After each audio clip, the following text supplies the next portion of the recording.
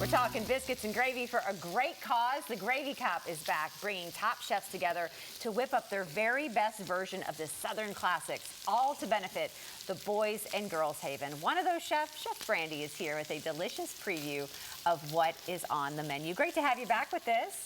Yes, great to be here. So you've participated in this as a judge and is submitting like one of your best recipes in the past. How many years now? This is my third year judging the competition. I don't actually submit my recipe. No? You know, I just kind of do this to promote the event, to share my love and knowledge of food. And you know, this organization is really near and dear to my heart. So I love giving back any way that I can. Yeah, this is this is their 10th anniversary. This is their 10th anniversary. Having this Gravy Cup, and it's one of their biggest fundraisers during the year. How does just the money raised go back to help Boys and Girls Haven, and why is it so important? You know, the Boys and Girls Haven, it's a huge foster care and mental health agency here in Louisville, Kentucky. It does tons to help with housing for kids, for the foster care system. It helps with education. It helps with supplies and clothing. You know, a lot of money is raised at this event, and 100% of it all goes to these kids and their families. They need that. And so you know, bad. I'm a mom of 3. I used to be an elementary school teacher. You know, I've seen these kids. You see them. And worked with these kids, you know, that need this. And you know, it's a great way to give back to the community. And come on, there are the last time I checked, over 30 local chefs and restaurants that are submitting their best biscuit and gravy creations. And with your ticket purchase, you get to try all of them. Why you don't not? have to pick, you get to try all of them. There's 3 different categories. They've got a vegan vegetarian category, a traditional, which is your pork sausage roux, and then they have a non-traditional. People will do things like red eye gravy or dessert gravies or a ribeye steak. It's lots of fun. You know, and there's lots of other entertainment there too. They've got tons of stuff for kids. They've got face painting, they've got coloring and Play-Doh sessions. Bring the kids, eat your way through. Yes, there's a cash bar, the delicious Bloody Marys. They have live music. You can buy Gravy Cup shirts. I like the little Gravy Cup shirt. Yeah, I mean, it really is tons of fun. All right, what are you cooking up today? I am making, and this is actually on my private dinner menu, this is my Cajun gravy. I usually serve this with my Cajun shrimp and grits. I'm serving it with some garlic cheddar biscuits today. Oh my goodness, yes. And I got a little bit of this started so far. What all did you put in there? So far I've got 1 link of, this is Zatarain's Cajun style sausage. This is my favorite. Andouille sausage. You need 1 link of this andouille sausage. Don't get rid of the rest. You need the rest for another part. Okay. But it's been just quartered up into bite-sized chunks, and as soon as it starts to get a sear on it, we've added the holy trinity of Cajun cooking. We've added bell peppers, celery, and red onion. And all of these measurements will be based on how much you want. Well, all these measurements will also be online, on my Instagram, on my TikTok. You can, you know. Some people love lots of vegetables in it, you know. But all of this will be posted with exact recipes. And others just may not want so much vegetables in it, and you just want more of the meat. You can't taste chunks of vegetables. We're going to cook these down, and then we're going to add some of whatever your favorite Cajun seasoning is.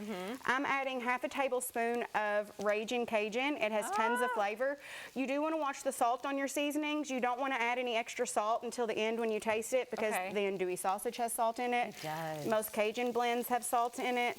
And, you know, it's going to be spicy, so depending on your spice level, you know, if you're not a big spice person, just cut back on the Cajun seasoning. It won't be overwhelming. All right. Have you seen like a recipe similar to this ever at the Gravy Cup? I have not seen. You know, I've been there the last 3 years, and I've tasted some delicious recipes. You know, when I was trying to think of one to do this year, last year I got on the show and did my chocolate, my great-grandmother's chocolate gravy. I almost did a chorizo, but someone did chorizo last year, and I thought, you know what, this Cajun gravy will be perfect. There's so much strategy that goes into this, and it's like with 30 chefs coming in, you can probably only imagine the creativity that they're going to bring to the table. And you know, creativity is one of the sections, you know, that we judge on, but you know, at the end of the day, what tastes good is what's going to win, you know? So when you taste everything, are you like trying to figure out like, ooh, this tastes like a little bit of this. Ooh, this tastes like a little bit of this. Ooh, I never thought that was supposed to be in there. Specific palate, so like I can pick out flavors, and I get excited about some things I taste in there. You know, like, oh, I didn't think about that before. And you're like, I gotta try that. I gotta try that. So, you know, it's a lot of fun. The texture is a really important thing when it comes to gravy. So what I've done is I've taken out about a little over half of the meat and vegetable mixture. We're going to save that for later. Okay. We do have some grease from the sausage in here, but andouille sausage isn't as fatty, you know, as a pork sausage. So I added about 1.5 tablespoons of butter, and I'm adding equal parts flour to grease. So, you know, there's about 2 tablespoons of grease in here now, so you need 2 tablespoons of flour. Okay. So the most important thing when you're cooking gravy. This recipe's on your website and on Instagram. Yes, okay, there's full videos on there. I'll have it all listed. Any gravy that you're making, though, you need equal parts fat and flour. Okay. And the biggest mistake people make when making gravy is they don't cook the flour. You know, a lot of people think if your flour and butter are mixed in, you're good to go. That flour is raw. And actually, it's not good for you to eat raw flour. Well, how do you know that it's cooked? Well, okay, so it'll be cooked in about 1 minute. Okay. However, if you are doing Cajun cooking, you almost want to burn your roux. Oh, yeah, you do. The deeper, you know, the color, the richer the flavor is going to be. So you want to let that go until you almost think you're about to burn it. Okay. So you want to really let that roux get going. And it'll go quick since we're in a cast iron right now. I was going to say, you're cooking in a cast iron skillet. Was that by design? Do you feel like that kind of creates the best flavor for the gravy? I love using cast irons for gravy. You always want to use the same pan that you're searing your meat in because we want all of those bits and pieces. The cast iron gives an even cooking, and it really gets that meat seared quickly. I was only cooking all this for about 2 minutes before we started talking. I mean, talk about TV cooking, and it's like legit cooking, too. Yes. Yeah. You know, and if you were using a regular skillet, it would probably take you about 5 or 6 minutes for this roux, but see how dark this already is? Yeah. This is about ready now. With anything at the Gravy Cup, like, have you tried a recipe there that, like, totally shocked you? You know, they had a recipe. Now, biscuits are provided, you know, because it's an even playing field. We're really judging that gravy. That gravy. You know, the texture, the flavor. People can choose to use their own biscuits, and one of them, but if you give me your own biscuit, you know, You're probably going to judge it, too. Definitely, you know, because it needs to add. Yeah. And I can't remember if it was last year or the year before, someone had a pimento cheese biscuit. Stop. And oh my God. a ribeye gravy, a ribeye steak gravy. That's actually, it was 2 years ago, because that's what inspired my ribeye steak, one of my gravies. That sounds so good. I believe it was Rick House. Was it I believe Rick it was Rick House. That is creative. But you know, it's crazy because you would think, you know, you hear vegetarian and vegan gravies, and the first time I judged, I was a little nervous for that section. They come up with some delicious ones because you know you need a fat, you need a base, you need a meat base. But they have so many different vegan and vegetarian options now. Okay, so with, you know, your regular sausage gravy, you go straight to adding your milk and cream. Before we do that, we're going to add some chicken stock to this one. Okay. So we're adding about 1/3 cup of chicken stock, and you're going to think you did something wrong because it's immediately going to start to get chunky, and that is okay. You want it to. That means that it's going to be thick enough. Okay. So we're just going to let that dissolve, and we're going to go straight in with some whole milk. If you only have half and half, that's okay, as long as you have your heavy cream here in a minute. An important thing to do is to make sure that this is incorporated in before you add your next liquid. Another important thing with your gravy is you don't want these freezing cold straight out of the fridge. Either take them out a little earlier or pop it in the microwave and nuke it just to get it up to room temperature or even warm. That way your gravy doesn't seize and get too chunky. You're throwing back with this recipe. Is this like, this go back to a family member? I mean, you're doing ingredients like my family in Southern Kentucky.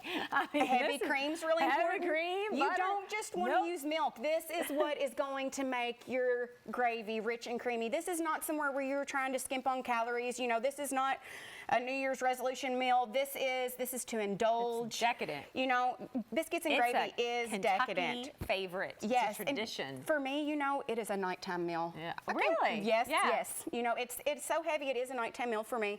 But no, I learned how to make biscuits and gravy from my grandmother when I was young, and my mom used to make it on the weekends. My grandparents actually owned a restaurant before I was born, the only one in Hardinsburg in Breckinridge County. Really? It was called Jackie's after my grandmother. It's still running. It's the Drake's Curve Inn now. But yeah, my grandmother used to make me biscuits and gravy all the time, and I loved them. I had them almost every morning before school. It probably wasn't the best idea, but well, you were probably full for the whole day. Yes, I was. There was no stomach growling going on. But you know, people who watch me on TV and about cooking, you know, this is a dish that they expect from me. Yeah. You know, biscuits and gravy. You know, it's your traditional Southern favorite. It's one of the most Southern classic recipes that you can make. Now I'm going to bring this on over as I'm going to get ready to give everybody the information about where to go because you did something else here, and I know you also have a giveaway, or you're going to get people involved in this, and you're going to give them something extra. Yes, and the only other thing I'm adding is adjust your Cajun seasoning to your taste level, and I'm going to add some black pepper. So I told you this is really near and dear to my heart. I'm trying to raise money in as many ways as I can. If you would like to try my Cajun gravy, it's on my private dinner menu. I do, you know, of course, in-home private dinners. This goes on my Cajun shrimp and grits. Okay. And if you book a dinner between now and the Gravy Cup and mention this segment or mention the Gravy Cup, I'm actually going to donate a portion of the proceeds from that dinner to the Boys and Girls Haven. And there's also a discount in it for you purchasing a ticket as well. So if you would like to have me come, you know, and it can be an intimate couples dinner, or, you know, if you want to get your friends and family together, it's lots of fun. I like talking with you guys. Some people even like to come in the kitchen and watch me. Well, you explain things so well, so it's not intimidating. I think people would expect that to be an intimidating process, and you make it so inviting fun. and wonderful. I'm even getting ready to start adding more classes. Yes. As we get ready to head on out of this segment, tell us what we're looking at here. You added some more sausage here, didn't you? Yes. So we've got some of our andouille sausage. We've made kind of a sandwich over here. These are Red Lobster Cheddar Bay biscuits. Oh, those are they are delicious with this. You can use any biscuit. We're going to pour some of that gravy right inside of it. Perfect. We're going to pour some over the top. But what we also want to do is take some of that meat mixture we saved from the beginning. We want to add some of that for some beautiful color. And, you know, we eat with our eyes. We need a little green on this plate, and chives pair well with this. So we're going to add a few chives. Brandy, you outdid yourself right on here this to one. the top.